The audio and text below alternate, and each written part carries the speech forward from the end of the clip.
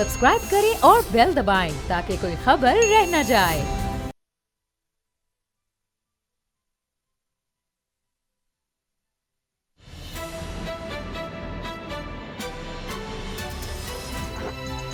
अब पता चला। बिस्मिल्लाहिर्रहमानिर्रहीम, अस्सलाम वालेकुम। मैं हूं मोहम्मद उसामा गाजी और आप देख रहे हैं अब पता चला। मरियम नवाज़ साहिबा जब भी मीडिया में आती हैं तो कोई ना कोई ऐसा बयान ज़रूर दिया जाता है कि फिर वो मीडिया में गर्दिश करता रहता है। आज भी कुछ ऐसा ही हुआ है। मरियम नवाज़ साहिबा ने एक बात कही चेयरमैन नैब की एक्सटेंशन के हवाले से कि ये एक्सटेंशन नहीं होनी चाहिए, नाकाबिल कबूल है। फिर उनसे एक सवाल हुआ एक और एक्सटेंशन के बारे में, तो उन्होंने उस पर इनकार कर दिया कि जी मैं तो उसका हिस्सा ही नहीं थी। और फिर उसके बाद उन्होंने कहा कि जी मैंने तो मुस्लिम लीग नून के हवाले से कुछ नहीं कहा, मैं हमेशा से मुस्लिम लीग नून में हूँ, मैंने मुस्लिम लीग नून से इनकार नहीं किया। उन्होंने क्या कहा था वो भी आपको सुनवाएंगे और आज के प्रोग्राम में आपको दिखाएंगे कि भारत किस तरह से पाकिस्तान के खिलाफ साजिशें करता है और पकड़ा भी जाता है, लेकिन बेशर्मी की इंतहा है। बहरहाल रॉ का एजेंट खुद किस तरह से इतराफ़ कर रहा है, क्या कह रहा है, उसका बयान हम आपको दिखाएंगे। लेकिन पहले बात करेंगे मरियम नवाज़ साहिबा की। उन्होंने क्या कहा है, ताकतवरों के हवाले से क्या कहा है कि जब तक उनका रास्ता नहीं रोका जाता साफ शफाफ इंतखाबात नहीं हो सकते, उसी पर हम पहले बात करेंगे। लेकिन पहले देखिए कि मरियम नवाज़ साहिबा मीडिया के सामने सबके सामने क्या कह रही हैं। जी कह रही हैं कि मैं उस वक्त शामिल नहीं थी। तो अब जब ये बात आई कि जी मुस्लिम लीग नून का मैं हिस्सा नहीं थी या उस वक्त, यानी वो ये कह रही हैं कि उस डिसीजन में मेरा कोई लेना देना नहीं है, मैं उसके बाद वाली मुस्लिम लीग को जानती हूँ, उसके बाद बदल गई है। तो एक शहबाज शरीफ साहब को भी पैगाम है कि अब हालात बदल गए हैं। ये शायद शहबाज शरीफ साहब ने किसी तरह से कन्विंस किया था एक्सटेंशन का, या आर्मी चीफ की एक्सटेंशन की बात हो रही है, जिन कमर जावेद बाजवा साहब की एक्सटेंशन की। तो अब उसके बाद वो ट्वीट भी करती हैं और ट्वीट भी देख लीजिए कि वैसे तो वहाँ उनके काफ़ी मुशीर वगैरह होते हैं जो उनको बता रहे होते हैं। अब उन्होंने इसमें साफ इनकार कर दिया और वो कहती हैं जी मैं तो हमेशा से मुस्लिम लीग नून की हूँ। I never said I was not in that PMLN, I am cradle to grave PMLN, rest all true. अच्छा जी, वो कहती हैं कि बस बाकी सब ठीक है लेकिन ये बात नहीं है, मैं तो बिल्कुल गोद से लेकर और कब्र तक मैं मुस्लिम लीग नून का हिस्सा हूँ और हमेशा रहूँगी। बाकी उन्होंने कहा जी सारी बातें सही हैं। बाबर डोगर साहब, गुलाम मुर्तज़ा साहब मेरे साथ हैं। बाबर साहब, कई दफ़ा मैं हैरान होता हूँ। मिसाल के तौर पर आप देखिए, चलें हम जनरल ज़ियाउल हक साहब से भी अगर शुरू करते हो, कहते हैं जी उस दौर को छोड़ दें, बाकी जनरल जिलानी को छोड़ दें, उसके बाद बाद में भी जो साजिशें हुई, IGI बनाई गई उसको भी छोड़ दें, गुलाम इसाक़ खान वाला दौर भी छोड़ दें, माजी की बात ना करें। फिर परवेज़ मुशर्रफ के दौर में हम जो 10 साल का एग्रीमेंट करके गए, लिख कर दे कर गए और झूठ बोला कि जी हमने कोई एग्रीमेंट नहीं किया, उसको भी छोड़ दें। फिर आगे आते चले जाते हैं, फिर कहते हैं कि जनाब छोड़ दें पनामा के बारे में हमने जो असम्बली में कहा उसको भी छोड़ दें। फिर अब ये मरियम साहिबा कह रही हैं जी आर्मी चीफ की एक्सटेंशन के मामले को भी छोड़ दें। किस किस चीज़ को छोड़ दें, मतलब कल की बात को भी छोड़ दें। अब वो बिलावल वाला अगर सवाल करेंगे जी आप तो उनके साथ थे, तो उसको भी छोड़ दें। तो ये मतलब 24 घंटे बाद ही बदल जाते हैं कि पुरानी बात ना करें, आज की बात करें। उसामा साहब, अब इन्होंने ये कहा कि मैं उस गुनाह में शरीक नहीं थी। अब इसमें दो चीज़ें हैं, दो सवाल हैं। पहली चीज़ तो ये है कि वो ये कह सकती हैं कि ठीक है जी उसका जो पार्लियामेंट थी मैं उस पार्लियामेंट का हिस्सा ही नहीं थी। जब पार्लियामेंट का हिस्सा ही नहीं थी तो मैंने वोट ही नहीं डाला। जब मैंने वोट ही नहीं डाला तो फिर मैं उस गुनाह में शरीक कैसे हो गई। दूसरी चीज़ है कि PMLN ने as political party en bloc पूरा सपोर्ट किया कमर बाजवा साहब की एक्सटेंशन को। अब जब यूनानिमसली सपोर्ट किया तो उसकी कहीं ना कहीं मीटिंग्स भी होती होंगी। उस पार्टी में ये PMLN की वाइस प्रेसिडेंट भी थी। उस वक्त वोट को इधर का बयानिया भी पूरी ताकत से चल रहा था। ऐसा ही। तो क्या उस मीटिंग का भी ये हिस्सा नहीं थी? अगर उस मीटिंग का भी हिस्सा नहीं थी तो क्या इन्होंने उसके खिलाफ आवाज़ उठाई थी उस वक्त? सवाल तो ये है। ठीक, ये खाली ये कह देना कि जी मैं उसमें शरीक ही नहीं थी। चलें, उस वक्त दो चीज़ें ही है ना, एक पॉसिबिलिटी कि जो मुशावरत हुई उसमें भी शामिल नहीं थी, और उसके बाद जब ये चूँकि पार्लियामेंट का हिस्सा ही नहीं थी, ये नाअहल हैं, तो इसलिए ये वोट भी नहीं डाला। तो अब अगर मेरा एक सवाल है कि PTI अगर कोई ऑर्डिनेंस, प्रेसिडेंशियल ऑर्डिनेंस आ जाता है चेयरमैन नैब की एक्सटेंशन के हवाले से, तो फिर ये उसका हिस्सा कैसे बन सकती हैं? मैं ये कहती कि हम आवाज़ उठाएंगे, कैसे बन सकती हैं? क्या मतलब क्या करेंगी? क्या ये नेशनल असेंबली में तो अभी भी नहीं ये जा सकती, ना ये पार्लियामेंट का हिस्सा है। अगर नून लीग जो है वो इसकी उसकी मुशावरत, फिर ये कि मुशावरत में ये उसको अपोज करेंगी, अदरवाइज तो इनके पास कोई ऑप्शन नहीं है। प्लेटफॉर्म तो इनके पास कोई नहीं है। मासा एक प्लेटफॉर्म के वो भी दो हिस्सों में डिवाइडेड है। ये कौन सा हिस्सा जो है वो अब नवाशी वाला चलेगा बयानिया या शबाशी वाला चलेगा, दोनों इकट्ठे हो नहीं सकते, क्योंकि आज भी जो मीटिंग हुई है वहाँ पर मॉडल टाउन में शबाशी भी लाहौर में थे, हमदा शहबाज भी थे, दोनों आज फिर उस मीटिंग में नहीं गए और बिल्कुल उन्होंने बायकाट किया हुआ है और वो अलहदा से मीटिंग कर रहे हैं, ये अलहदा से मीटिंग कर रही हैं। तो हो सकता है कि कल कोई ऐसी सिचुएशन बन जाए कि शबाशी भी उसको सपोर्ट कर दें और ये सपोर्ट ना करें, तो फिर कौन सी मुस्लिम लीग का ये हिस्सा थी, कौन सी मुस्लिम लीग का हिस्सा ये नहीं थी। तो समझ ये इस तरह की स्टेटमेंट तो ये देती रहती हैं। इन्होंने तो ये भी कहा था कि लंदन में तो, पाकिस्तान में तो कह रहे मेरी लंदन में भी कोई जायदाद नहीं है, और बाद में अब जब इनसे पूछा जाता है तो उसको भी ये गोलमोल जवाब दे देती हैं। मेरा सवाल ये है, हिस्सा थी या नहीं थी? सवाल ये है कि उस वक्त जिंदा तो थी ना, और जब जिंदा थी और पार्टी की वाइस प्रेसिडेंट भी थी, तो उस वक्त क्या इन्होंने इसको अपोज किया था? अगर नहीं किया था तो हिस्सा थी, अगर किया था तो फिर रिकॉर्ड पे ले आए कि मैंने तो इसको अपोज किया था। अच्छा, अब गुलाम साहब बड़ा सख्त जुमला है कि गुनाह में शरीक नहीं थी, ये बड़ा एक डिस्ट्रस्ट शो हो रहा है उस वक्त की क़यादत पर, और उस वक्त तो बयानी की भी जंग इस तरह से नहीं थी जो आज है। तो इस तरह का लफ्ज़ कहना जी उस गुनाह में शरीक नहीं थी, तो फिर पीपल्स पार्टी जब पीडीएम में थी फिर ये क्या कहेंगे, उस गुनाह में भी शरीक नहीं थी? कौन कौन से फिर ये गुनाह की बात दोहराई जाएगी, कहाँ तक ये बात जाएगी?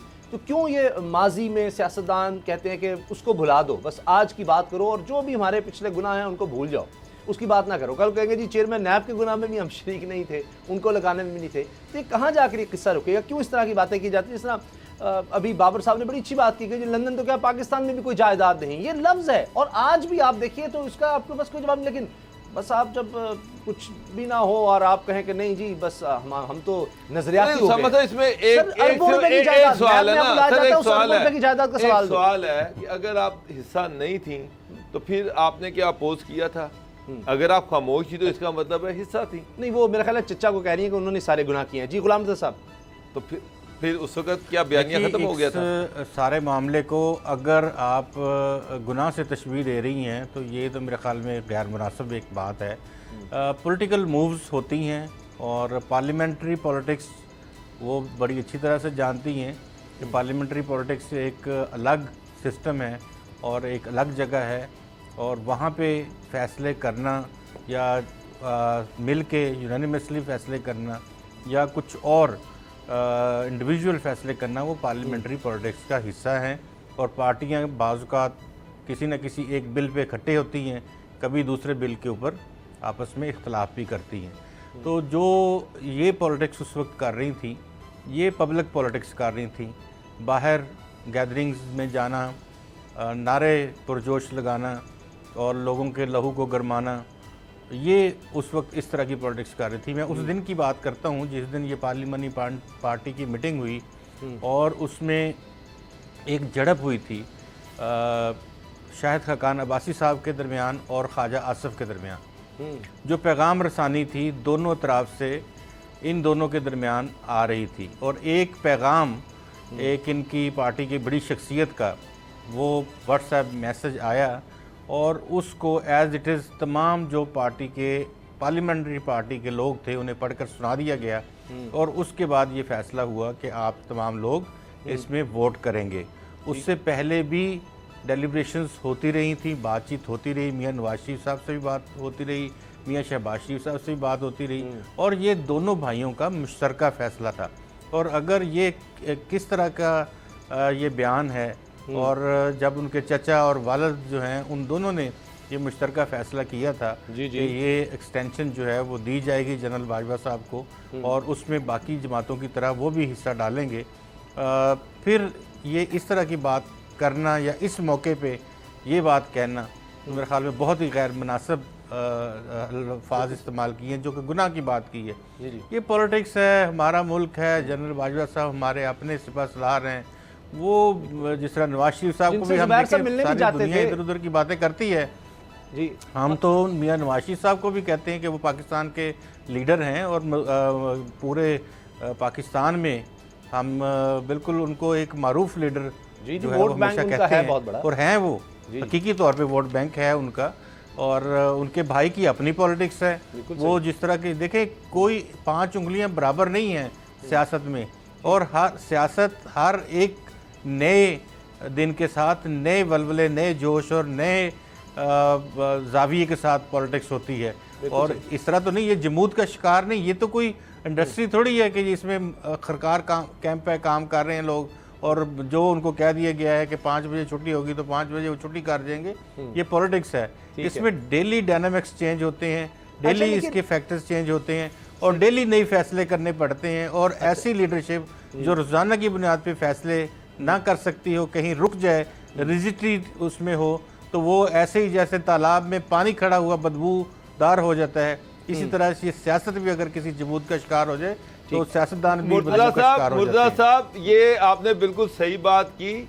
ये लोग समझते हैं कि डेली की बुनियाद पे जो बयानात दिए जाते हैं वो भी पुराने हो जाते हैं। डेली की बुनियाद पे बयानात दिए जाते हैं और फिर भूल जाते हैं और फिर नए बयानात दिए जाते हैं। अच्छा, तो ये वो इसको भी सियासत का हिस्सा समझते हैं कि जो आज जो बात कह दी कोई बात नहीं, कल नई बात कह देंगे, पुरानी बात पुरानी हो जाएगी। क्योंकि मेरा हाफजा बहुत अच्छा नहीं है, लेकिन चंद चीज़ें मेरे जहन में आ रही हैं। ये मरीम साहबा, अब नवाज शरीफ साहब तो लिख कर अभी भी वहाँ प्रॉम्प्टर में रख ली, लंदन में अच्छा किया है, क्योंकि बाज़ लोगों का ख्याल है कि वो शायद भूल जाते हैं। अब ना ज़ाहिर है कुछ ऐसे प्रॉब्लम्स भी हैं, वो कहते हैं जी ब्लड पूरा नहीं जाता जहन को। तो बहरहाल मरीम साहबा का वो जुमला लेकर कि लंदन तो क्या पाकिस्तान में ज़्यादा आती है, उसके बाद अब जब भी आती हैं गुलाम नबी साहब कोई ना कोई ऐसी बात कर जाती हैं कि जो फिर जस्टिफाई बाद में करती है। जिस तरह भी आपने देखा ये कहा है तो साथ ही ट्वीट आ गया जी, मैं तो मतलब गोद से लेकर, माँ की गोद से लेकर और मैं कब्र तक जनाब हमेशा PML का हिस्सा रहूँगी और रही हूँ। तो फिर कभी वो कहती हैं आर या पार होगा, वो नहीं होता। शहबाज शरीफ साहब को अगर पार्टी ने, ये उन्होंने पिछली दफ़ा जब इस तरह पेश हुई अदालत में कहा जी अगर पार्टी ने कहा तो हम फिर सपोर्ट करेंगे, अगर पार्टी ने, यानी पार्टी अलग है हम कुछ अलग हैं, ये कुछ समझ नहीं आई। फिर आप देखिए कि ये भी वो कह चुकी हैं कि जी नवाज शरीफ साहब की वापसी अगर मगर नहीं है, वो आएंगे और शाम ही की फ्लाइट से, उन्होंने कहा जी अभी शाम की फ्लाइट से मैं बुला लेती हूँ, आप गारंटी दे दें। फिर BBC को इंटरव्यू देती हैं और कहती हैं जी इमरान खान की हुकूमत गिरा दो तो फिर हम इस्टेब्लिशमेंट से जाकर बात कर लेते हैं। तो वो इस तरह के बयान क्यों दे देती हैं, सोचे समझे बगैर देती हैं या जानबूझ के एक कंट्रोवर्सी छेड़ने के लिए, ताकि बात हो, तवज्जो उस तरफ आए। शहबाज शरीफ साहब चूँकि मफाहमत की बात करते हैं, उस तरह की कंट्रोवर्सी नहीं जनरेट कर पाते। देखिए, ये पॉलिटिक्स जो है ना, इस तरह की जो शुरू की गई थी, ये पाकिस्तान तहरीक इंसाफ की जानिब से शुरू की गई थी, और नारे और खाली खोली तकरीरें और इल्ज़ामात और उसके साथ इस तरह के और बहुत सारे ट्रिक्स जो कि ट्विटर की शक्ल में ट्वीट्स करते थे और कुछ ऐलानात मुख्तलिफ कंटेनर पे भी होते रहे, उसके बाद भी सिलसिला चलता रहा। ऑन गोल तो नहीं, वो आज हम पुरानी बात है, ये तो ऑन गोल करती है ना अपनी डी में जाके अपने। ये जो बयान है उसी तरफ आ रहा हूँ, शहबाज शरीफ को अगर पार्टी ने कहा तो हम वोट करेंगे, ये तो अपने खिलाफ बयान है ना। देखें, बड़ा इस बयान की उसी तरफ आ रहा हूँ, ये है इमरान खान साहब को अगर आप देखें, इमरान खान साहब पार्टी के प्रेसिडेंट इनके चचा हैं, अपोजिशन लीडर इनके चचा हैं, और ये जो डिसीजन हुआ कि उनको वोट डालना है कमर बाजिया साहब को, वो अल्टीमेटली शहबाज शरीफ ने लिया। असल में उन्होंने ये इल्जाम अपने चचा पे धर दिया है कि ये जो गुनाह किया था ये शहबाज शरीफ ने किया था। ठीक है, मैं या मेरे वालिद इसका हिस्सा नहीं है, जो मेरी समझ में आया। उनके बगैर पार्टी को तो वालिद उनके फारग कर देते, उनको वालिद उनके फैसला करते, मियां नवाज शरीफ साहब फैसला करते और शहबाज शरीफ साहब को फारग कर देते, उनकी जगह पे किसी और को सदर बना देते। उन्होंने तो कोई ऐसा फैसला नहीं किया, वो तो खामोश रहे। और ये जब फैसला किया गया, मैं ये बात कर रहा था कि ये पॉलिटिक्स, ये गुज़िश्ता 5-7 साल में ये पॉलिटिक्स इस तरह की आई है। अदरवाइज हमेशा से होता रहा है कि जो सियासतदान होते थे वो अपनी बात करते थे और उसके ऊपर पक्का उतरते थे ताकि अवाम में उनका एतमाद रहे। ये इसीलिए तो किसी के ऊपर एतमाद करने के लिए अवाम तैयार नहीं है, क्योंकि ये हर रोज नई बात करते हैं, हर रोज नया बयानिया बनाते हैं अपने जरूरत के मुताबिक। ये तो एक छोटी सी चीज अभी आप देख लेंगे, ये तो जरूरत के मुताबिक अपना बयानिया, जरूरत के मुताबिक अभी आप देखें कि इमरान खान साहब जो बात कर रहे हैं कि जनाब चौंका शहबाज शरीफ साहब जो हैं वो नैब के मुल्ज़िम हैं, लिहाजा मैं उनसे किसी किस्म की मुशावरत नहीं कर सकता, यही उनके वज़रा कह रहे हैं। तो इसका मतलब जो अगर election commissioner, chief election commissioner की बारी आएगी तो इनका तो केस चल रहा है फॉरेन फंडिंग का, तो फिर अपोजिशन को भी चाहिए कि इनके साथ मुशावरत ना करें, बनता तो यही है।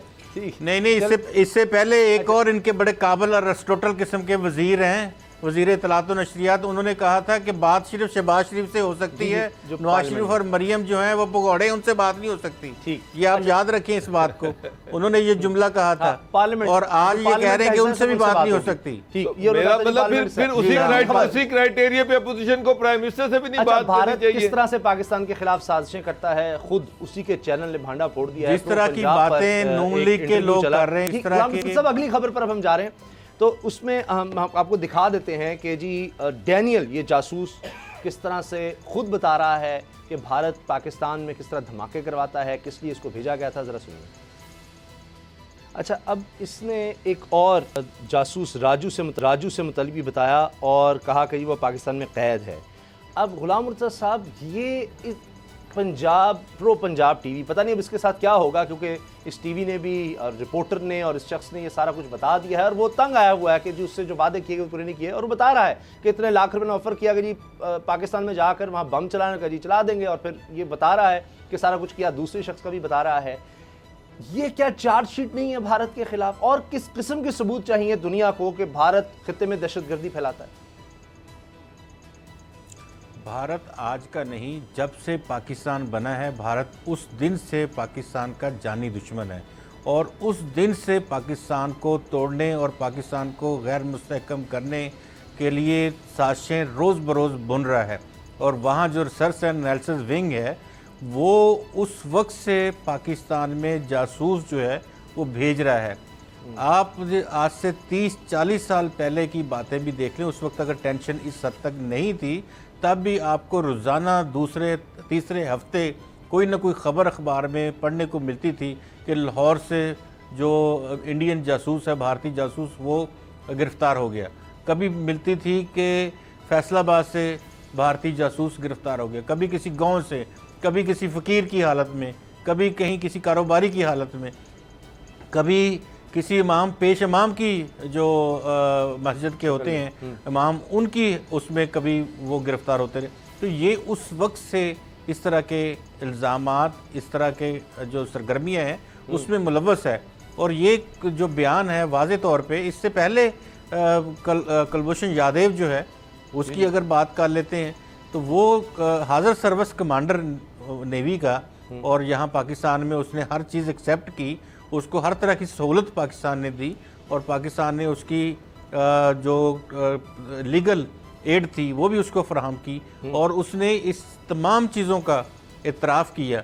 लेकिन उसकी कुर्बानियाँ, यानी कि वो अपने वतन के लिए, तो देखें हमारे लिए वो जासूस है, हमारे लिए काबिल नफ़रत है, हमारे लिए वो किसी भी लिहाज से काबिल कबूल नहीं है, लेकिन जो वो अपने वतन के लिए, अपने मुल्क के लिए कर रहा था, वहाँ पे उसके मुल्क ने और उसके मुल्क के लोगों ने, मोदी सरकार ने, और उनके जो बाकी लोग हैं, अजीत दावल और बाकी दीगर जो लोग हैं, उन्होंने मुख्तलिफ ममालिक के ज़रिए से पैगाम रसानी करवाई पाकिस्तान को कि ये आप ही रख लें इसको, हमें इसकी ज़रूरत नहीं है। अच्छा। तो ये भी देखें, हाँ इसके साथ भी तो ये हो चुका। ये बहुत बड़ी खबर है इस एतबार से कि उन्होंने इसको ओन करने से इनकार कर दिया। वो कहता रहा कि मुझे भारत को उन्होंने लिखा और कहा कि कौंसलर रसाई के लिए हमने उनको कौंसलर रसाई दे दी, कौंसलर जाके मिले तो उसके फौरी बाद उन्होंने कहा जी कि हम तो बस इससे ज़्यादा हमने कुछ नहीं करना, हम कोई वकील नहीं कर रहे। हमने इनको हाई कोर्ट में भी टाइम दे दिया क्योंकि वो टाइम बार्ड हो रही थी अपील उनकी, उसमें कंडोन करवा दिया, कंडोनेशन का। उसके बावजूद वो कहीं जाने के लिए, इसका मुकदमा लड़ने के लिए तैयार नहीं है। तो वो लोग जो उस धरती के लिए, उनके लिए कुर्बानियाँ देते हैं, वो उनका ये हालत है, तो हम तो उसके जानी दुश्मन ठहरे हैं। तो हमारे साथ तो वो किस तरह का हमारी धरती के साथ सलूक करेगा। लेकिन अल्हम्दुलिल्लाह हमारी एक और चीज़ हमारी धरती सामने आया जो भारत में बहुत ज़्यादा, हमने ये भी देखा, असदुद्दीन ओवैसी वहाँ के मेंबर पार्लियामेंट हैं, उनके घर पर भी हमला होता है, मुसलमानों के खिलाफ नफरत, रोज़ ऐसी वीडियो सामने आती हैं कि जी ये नारा लगाओ नहीं तो मारेंगे, और मारपीट कर रहे हैं, कई लोगों की जान चली जाती है गौ रक्षा के नाम पर कुछ ना कुछ। लेकिन क्रिमिनल एक्टिविटी देखिए कि एक और वहाँ पर बहुत बड़ा स्कैंडल इस वक्त सबसे बड़ा बना हुआ है कि 3 अरब डॉलर की मनशियात पकड़ी जाती हैं, और जिस पोर्ट से पकड़ी जाती हैं 25% हिस्सा उसमें नरेंद्र मोदी का है, और इनका वो पार्टनर भी है शख्स जिसके कंट्रोल में है वो सारी पोर्ट। तो बाबर साहब, ये एक क्रिमिनल ऐसे लग रहा है कि एक हुकूमत भी आ गई है, उसका सरबराह भी क्रिमिनल है, क्रिमिनल माइंडेड है और एक्सट्रीमिस्ट है और दहशतगर्द की उसकी सोच है और वो नज़र आ रहा है। ठीक है, ये पुराने वाक़यात भी, लेकिन अब ये और ज़्यादा तेज़ हो गए हैं। सबूत है, वो शख्स कह रहा है जी मुझे रॉ के लिए मैंने काम किया, मुझे पैसे दिए गए, जाकर धमाका करना था, वहाँ मैं पकड़ा गया। एक और शख्स है जो इस वक्त पाकिस्तान की हिरासत में है, तो वो तो नेटवर्क का सारा बता रहा है और उनके अपने चैनल बता रहे हैं। उसामा साहब, इसमें तो कोई दो राय नहीं है कि मोदी एक क्रिमिनल है। मेरा मतलब है, जब वो गुजरात का वज़ीर आला था तो उस पर इल्ज़ाम था कि उसने, इल्ज़ाम क्या था, ये साबित हुआ कि उसने मुसलमानों को जला के वहाँ पर मारा है और वो एक कातिल है। उसके हाथ मुसलमानों के खून से रंगे हुए थे। यही अमेरिका जहाँ पर वो जाके बाइडन से मुलाकात करेगा, इसी अमेरिका ने उसकी एंट्री बैन की हुई थी कि उसने ह्यूमन राइट्स की वायलेशन की है, वो इनोसेंट बेकसूर लोगों का कातिल है। इसी वजह से उसको ये सारा कुछ किया गया था। जी जी। तो सर, अब वही जो मोदी है, वो जो प्राइम मिनिस्टर बना, जो उसने कश्मीर में कर रहा है, जो वो दलित के साथ कर रहा है, जो वो सिखों के साथ कर रहा है, अभी तक किसान जो हैं वो वहाँ पर धरना दे के बैठे हुए हैं और उन पर जुल्म सितम का एक पहाड़ खड़ा किया हुआ है मोदी ने। तो आप देख लें कि ये अब यही जो सिख हैं, आप जब वो न्यूयॉर्क जाएगा तो वहाँ पे बहुत लंबा चौड़ा प्लान है इसके खिलाफ, बहुत बड़ा वहाँ पर एक एहतजाज होगा और दुनिया में शायद बड़े एहतजाजों में से एक एहतजाज होगा। और सिख इंतज़ार कर रहे हैं सारे कि जनाब ये आए और इसको नंगा किया जाए पूरी कौम के सामने, पूरी दुनिया के सामने। इसका जो असल मकरू चेहरा वो सारी दुनिया को दिखाया जाए। तो ये तो इस मुसलमानों के खून से इसकी आतंक है। कश्मीर में, इंडिया में, गुजरात में स्मगलिंग, ये कैसे पैसा बना रहे हैं। इसी तरह से ये सारी खबर आई और सारी दुनिया के सामने है कि $1.5 बिलियन की वो मंशियात थी जो वहाँ से बरामद हुई और जो पकड़ी गई। यूरेनियम, मैं हैरान हूँ कि दुनिया में किसी इस तरह के मुल्क में नहीं हो सकता कि लोग ओपनली यूरेनियम लेके फिर रहे हैं और अफजुदा और उसको बेच रहे हैं और जनाब वहाँ पे कोई उसकी जिम्मेदारी नहीं ले रहा। तो वहाँ पे तो कांग्रेस में रोला पड़ा हुआ है, अपोजिशन जो है वो कह रही है कि इस सारा इनकी मर्जी से हो रहा है, खुद करवा रहे हैं। उसामा साहब, वहाँ पर मीडिया उस पर इसका कंट्रोल है, जो बड़े इंडस्ट्रियलिस्ट हैं उन पे इसका कंट्रोल है। सारी 2 नंबरी मंशियात और ये जो सारा कुछ है ये इसके कब्जे में ली हुई है। ये वो बंदा है जो बाय हुक और कुछ भी कर सकता है। और हम बात करते रहेंगे कि अब अफगानिस्तान की सूरत हाल में भी भारत जो है वो इंतहाई मनफी किरदार अदा कर रहा है, लेकिन तालिबान भी दुनिया के साथ चलने को तैयार हैं। पाकिस्तान, चीन, दीगर खिते के मालिक चाह रहे हैं कि किसी न किसी तरह एक ऐसा मैकेनिज़्म तय किया जिसकी वजह से वहाँ पर किसी इंसानी अलमियत से बचा जा सके। ब्रेक के बाद इस पर बात करते हैं।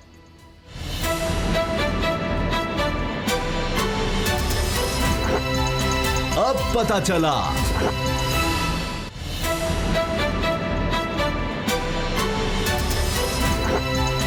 अब पता चला।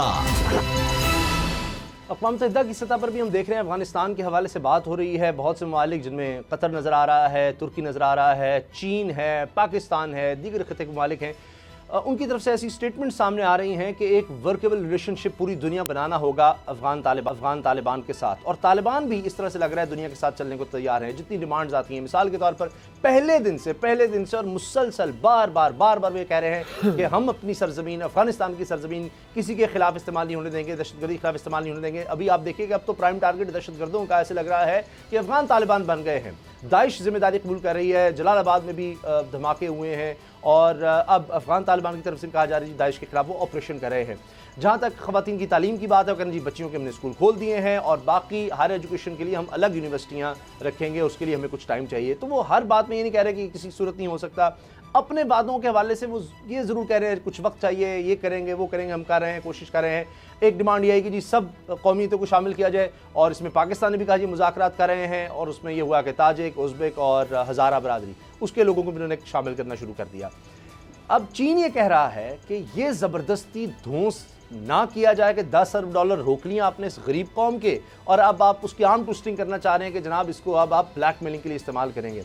तो गुलाम मुर्तज़ा साहब, अगर ये इस तरह से करेंगे, अमेरिका है या जर्मनी का मैं देख रहा तो कह रहे जी बिल्कुल भी इनको हमने नहीं मानना, इस तरह की बातें हो रही हैं। तो तालिबान कह रहे हैं जी दुनिया के लिए बड़ा नुकसानदेह होगा, अफगानिस्तान के लिए तो नुकसानदेह होगा ही, दुनिया के लिए भी नुकसानदेह होगा।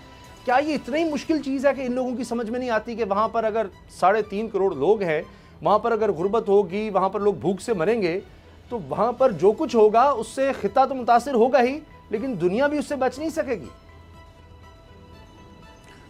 जो इनकी स्ट्रेटजी नज़र आ रही है वो अब तक ये चाह रहे हैं कि किसी न किसी तरह से इनके ग्रुप्स के दरमियान या जो तालिबान के वहाँ पे मुखालफिन रहे हैं, उज़्बक, हज़ारा और दीगर जो ग्रुप्स हैं, उनके दरमियान कोई ऐसा फसाद बर्पा हो जाए और उनको उंगली उठाने का मौका मिल जाए।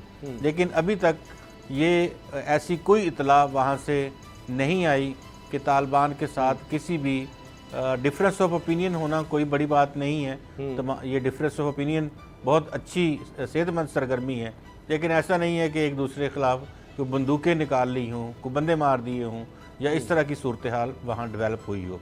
तो ये उनके लिए एक बड़े छंबे की बात है और वो बड़े इसके ऊपर बड़ा परेशान भी हैं। दूसरी उनकी स्ट्रेटजी ये थी कि अगर ये ना हुआ तो क्योंकि हमने इनके तमाम रिज़र्व्स रोक लिए हैं और दीगर दुनिया के ममालिक को जिनके ऊपर उनकी बात चलती है, जिनके वो चौधरी हैं, उनको वो ये कह रहे हैं कि आप तालिबान को फंड्स ना दें, उनको मदद फराहम ना करें। इवन के जो यूनाइटेड नेशंस हैं वो भी बड़े स्क्वेड के थोड़े थोड़े से पैसे UNHCR या जो फूड प्रोग्राम है उसके हवाले से दिए जा रहे हैं, ताकि ये जो सर्दी आ रही है, एकदम वहाँ पे सर्दी शुरू हो चुकी है और उसमें जो वहाँ के गरीब लोग हैं, जो दिहाड़ीदार थे, जो मज़दूर थे, जो जिसको मिडिल क्लास हम कह सकते हैं, लोअर मिडिल क्लास, उनके पास खाने पीने के लिए अगर वहाँ कारोबार नहीं होगा तो उनके पास खाने पीने के लिए कुछ नहीं होगा। तो ये तमाशा देखा जा रहा है दुनिया की जानिब से, अमेरिका की जानिब से, कि वो दिन आए कि वो लोग सड़कों के ऊपर भीख मांग रहे हों या अपनी छोटी मोटी चीज़ें घर की बेच रहे हों और वो साथ ये भी बात कहते हों कि इससे बेहतर था कि अफ़गानिस्तान में अमेरिकन से तो कम से कम खाने पीने को रोटी तो मिल रही थी। ये तालिबान की गवर्नमेंट को, तालिबान के जो निज़ाम वो लाना चाह रहे हैं, इस्लामी निज़ाम, उसको ख़राब करने की एक साजिश है जो अमेरिका, इसके बाद भी उनके पास बहुत सारी चीज़ें हैं, क्योंकि जो क्वाड्स की मीटिंग्स बुला रखी है जिसमें मोदी वहाँ गए हैं, उसके हवाले से भी बड़ी इतलात हैं कि वो चीन को घेरा डालने के लिए ऑस्ट्रेलिया, न्यूजीलैंड और इंडिया और दीगर जो ममालिक हैं उनको इस्तेमाल करने जा रहे हैं।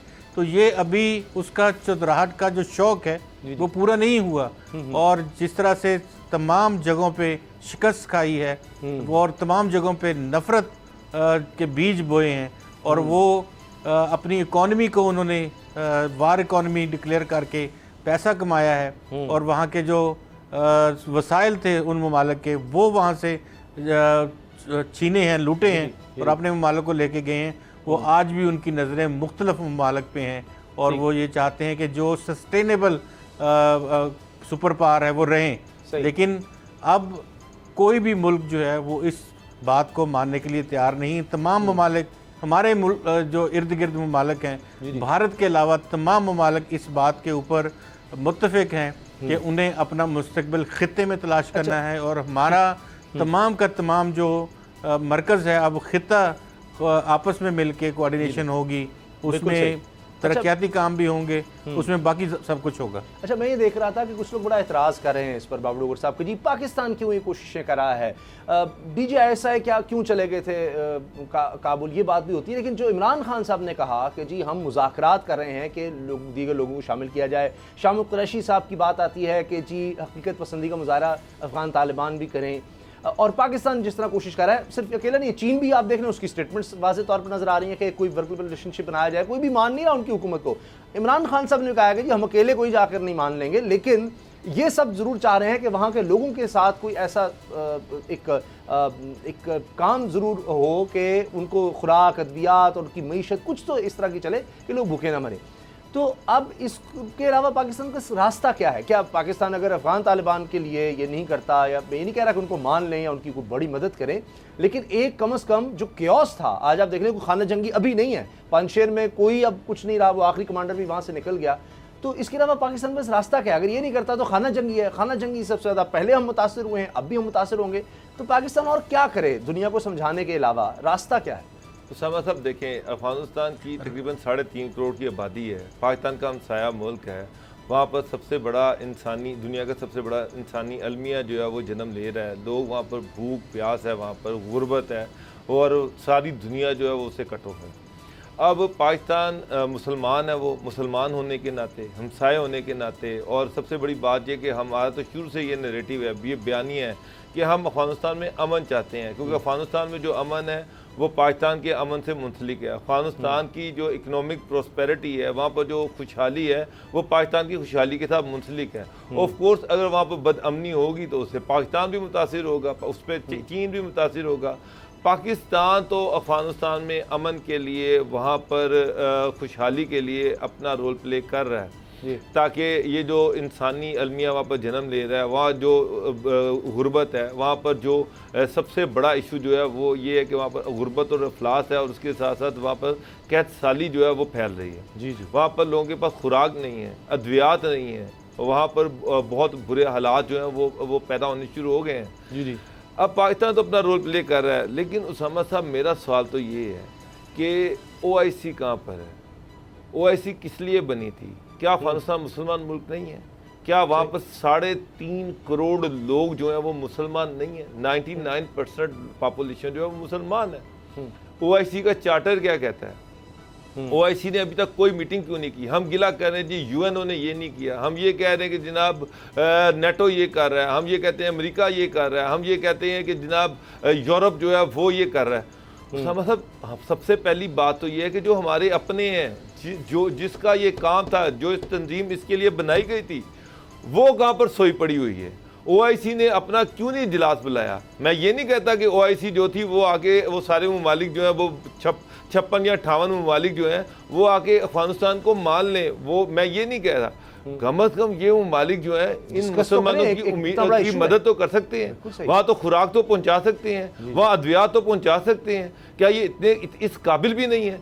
कश्मीर की ये आवाज़ नहीं उठा सकते, फ़लस्तीन की ये आवाज़ नहीं उठा सकते, तो फिर ये ख़त्म कर दे इस ड्रामे को। इसको क्यों इसको रखा हुआ है और क्या मकसद है इसका? मेरा पाकिस्तान को जाके रेकुलेट करना चाहिए कि जनाब हम UNO की तरफ देख रहे हैं, हम इधर उधर देख रहे हैं, OIC कहाँ पर है? आप शंघाई तावन तंजीम का इजलास तो बुला रहे हैं, इस पे वो हमसाया ममालिक हैं, लेकिन हमसायों से ज्यादा करीब दीन है, मजहब है। उस पे जो तंजीम बनाई गई है उसका कोई रिएक्शन ही नहीं है। वो ऐसे लगता है जैसे एग्जिस्ट ही नहीं करती, उसका वजूद ही नहीं है। गुलाम साहब, जो आपने बात की थी कि वो खाना जंगी की सूरत हाल अगर अमेरिका और उसके इत्तेहादी चाह रहे हैं, तो 40 साल यहाँ काफ़ी नहीं हो गया ये ऐसा माहौल जंग का, और उससे इन्होंने कुछ हासिल नहीं किया इन आलमी ताकतों ने, चाहे वो रूस है चाहे वो अमेरिका है, जितने भी कैंप हों, और मज़ीद क्या चाहते हैं? अब जब आप उनका जो ख़जाना है, कौमी ख़जाना, वही नहीं दे रहे, आप IMF हो, वर्ल्ड बैंक, दीगर इदारे जी कट ऑफ कर दो, जो इनका ख़जाना अमेरिका ने रोक लिया, फिर आप डिमांड कर लीजिए एजुकेशन दो, यानी यूनिवर्सिटियाँ चलाओ। वो तनख्वाहें कहाँ से देंगे? उन यूनिवर्सिटी को चलाने के लिए पैसे किधर से आएंगे? रकम कहाँ से आएगी? बिल देने आपने एक पूरा इंफ्रास्ट्रक्चर करोड़ों अरबों रुपया, इसी तरह आपने अस्पताल बनाने हैं, डॉक्टर्स को तनख्वाहें नहीं देंगे तो फिर क्या करेंगे? तो कैसे उनसे डिमांड कर सकते हैं फिर? देखें, ये एक खपत है, ये एक जुनून है जो अमेरिका के ऊपर सवार है, और ये खपत, ये जुनून उसके ऊपर हिरोशिमा नागासाकी पर बम फेंकने से शुरू हुआ था, और उसके बाद से आप ये देखें कि उसने कौन कौन सा मुल्क है जहाँ पे उसने इस नफरत के बीज नहीं बोए। हर जगह कहाँ पे अपने मुझे ब्रेक का कहा जा रहा है, जहाँ भी गया। जी, और फिर वहाँ से जब निकला जी तो फिर वो किस हालत में वहाँ से निकला? बिल्कुल ठीक। तो पता नहीं फिर भी उनकी समझ में ये चीज़ क्यों नहीं आती, लेकिन ज़ाहिर है एक वॉर इकॉनमी ने बनाई हुई है तो उनको तो जंगें सूट करती हैं, लेकिन पाकिस्तान का मफाद अमन है, पाकिस्तान उसके लिए बड़ी कोशिशें कर रहा है। ब्रेक के बाद बात करेंगे नूर मुकद्दम केस में क्या पेशरफ्त हुई है।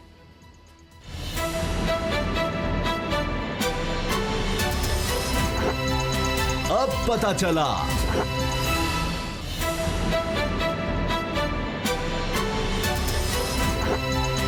अब पता चला।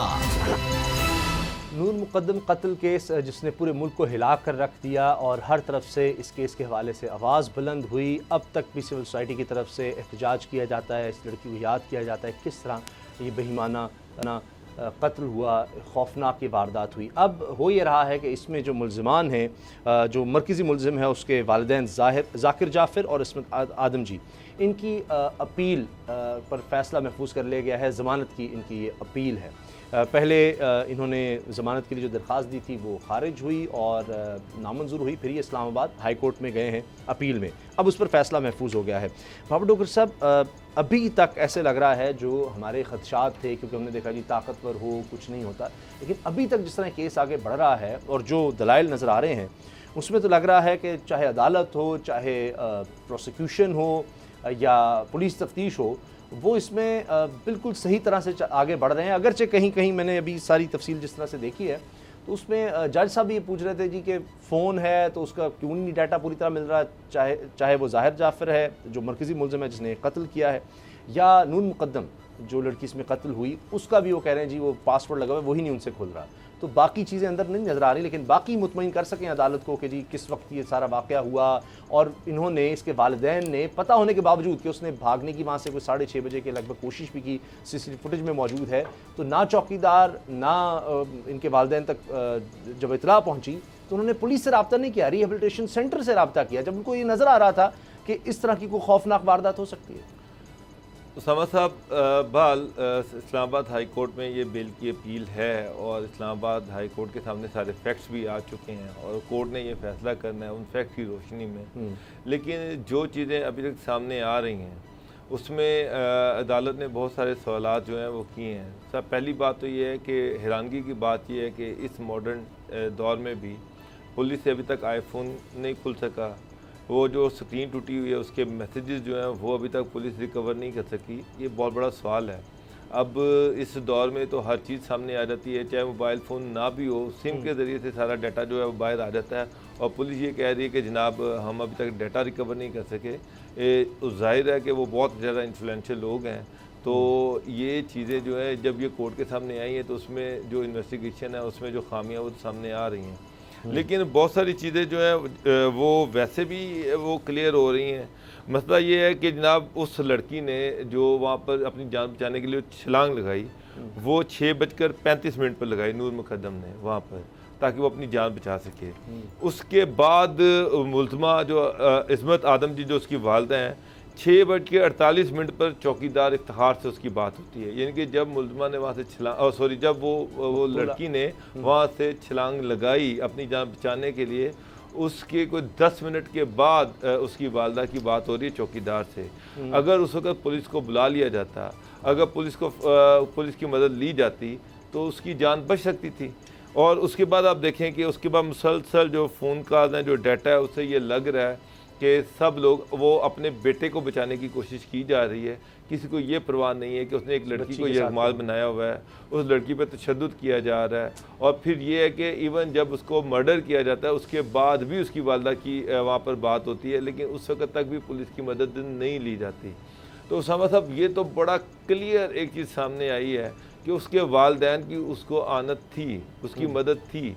उसके वालिदैन आखिरी टाइम तक उसको बचाने की कोशिश करते रहे हैं। उन्होंने एक वक्त में भी ये कोशिश नहीं की कि वो बेचारी लड़की जो थी उसकी जान बचाने के लिए लॉ इन्फोर्समेंट एजेंसीज की मदद ली जाए। बिल्कुल सही। तो ये चीज़ें ज़ाहिर बात है कि अगर इससे तो एक चीज़ तो साबित हो गई कि ये जो सारे जो मुल्ज़मान थे वो सारे मुल्ज़िम की मदद कर रहे थे, मुल्ज़िम को सपोर्ट कर रहे थे, मुल्ज़िम को बचाने के लिए कोशिश कर रहे थे। लेकिन जो लड़की थी उसको बचाने के लिए कोई एफर्ट नहीं की गई, ना चौकीदार ने की, ना वहाँ पर मौजूद लोगों ने, मुलाजमीन ने की, ना उसके वालिदैन ने की। अगर ये कोशिश की जाती तो हो सकता है कि लड़की की जान भी बच जाती और ये यहाँ तक चीज़ें ना जाती। अच्छा, अब ये फैसला तो ज़ाहिर अदालत ने करना है गुलाम रज़ा साहब, लेकिन दोनों तरफ से वकला जो हैं बड़े माने हुए वकला हैं। एक तरफ शाह खाबर साहब हैं जो इस लड़की के वालिद की तरफ से पेश हो रहे हैं और उन्होंने आकर जब ये अपील का अब फैसला होने वाला था तो आकर रोस्टर पर उन्होंने अपने दलाइल दिए। दूसरी तरफ हम देख रहे हैं कि जो मुल्ज़मान उनके वकील ख्वाजा हारिस साहब, और गालिबन ये नवाज शरीफ साहब के वकील रहे हैं, बड़े मशहूर वकील हैं और हर एक को हक़ हासिल है कि वो कोई भी अपना वकील कर सके, बुनियादी उसका इंसानी हक़ है ये। लेकिन इस केस में वालिदैन वहाँ मौजूद नहीं हैं और वो इस पर ये डिफेंस ज़ाहिर लेंगे कि जी ये तो ना उन्होंने कत्ल करने का कहा, ना वो वहाँ पर मौजूद थे, ये इसका फेल है। और उसके वालिद का ये बयान आ चुका है कि जी अगर हमारे बेटे ने कुछ भी किया हम इसकी मदद को नहीं आएंगे, जो इसको सज़ा बनती है वो दी जाए।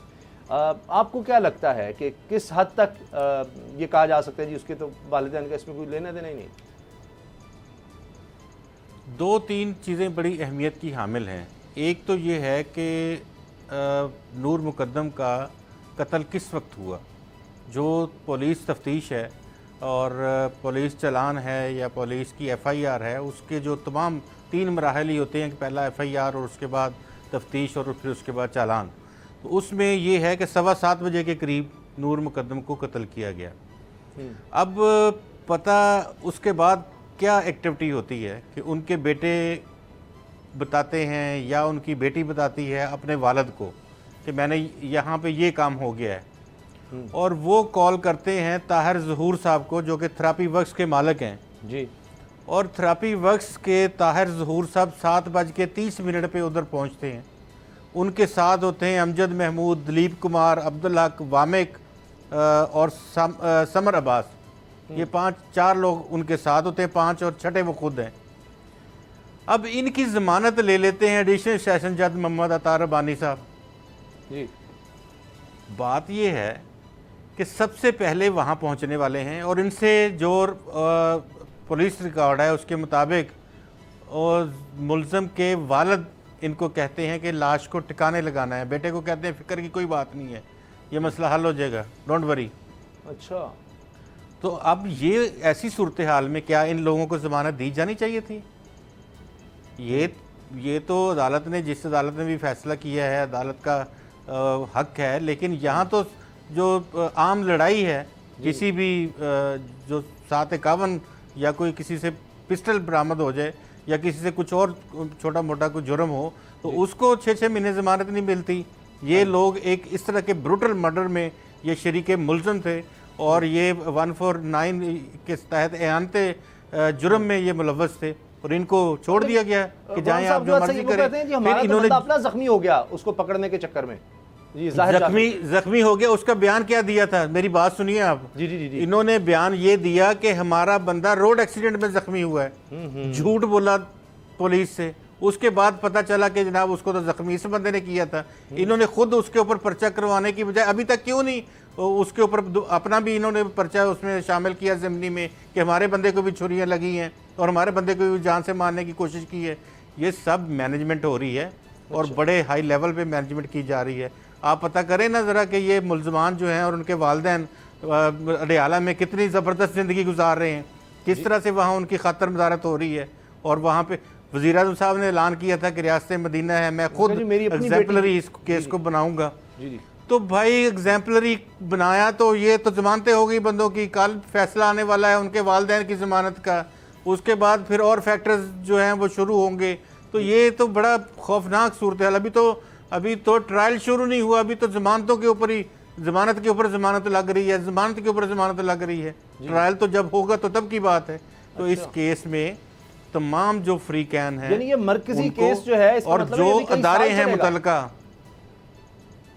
ये जो देखें, इसको स्पीडी जस्टिस का कहा गया था कि इसमें स्पीडी ट्रायल किया जाए। स्पीडी ट्रायल भी अगर करना होगा तो फिर भी, लेकिन अभी तो ये तो देखें ना कि इसमें तो ज़मानतें शुरू हो गई हैं, मुजरम जो बाहर निकलना शुरू हो गए हैं।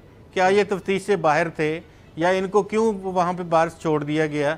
ये 7:30 पे वहाँ पहुँचते हैं, 7:15 पे वहाँ कत्ल हुआ है। क्यों समझ नहीं आ रही तफ्तीशी इदारों को भी, बाकी तमाम जगहों को, कि भाई ये केस जो है वो इसको खराब किया जा रहा है। और कई टेक्निकली खराब किया जा रहा है। सवाल किया कि जी आप कैसे कह सकते हैं कि जी ये फ़ोन जो है, या इस लड़की ने इसी वक्त अपनी जान बचाने के लिए एक और कोशिश की थी, पहली मंजिल छलांग लगा के। तो शाह खबर साहब ने जवाब दिया जी CCTV फुटेज मौजूद है। जज साहब ने कहा जी बंदा झूठ बोल सकता है, ये टेक्नोलॉजी या ये फुटेज तो या कैमरा तो नहीं झूठ बोल सकता।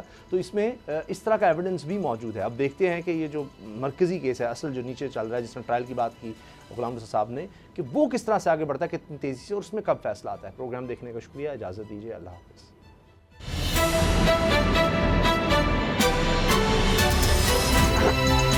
अब पता चला। सब्सक्राइब करें और बेल दबाएं ताकि कोई खबर रह न जाए।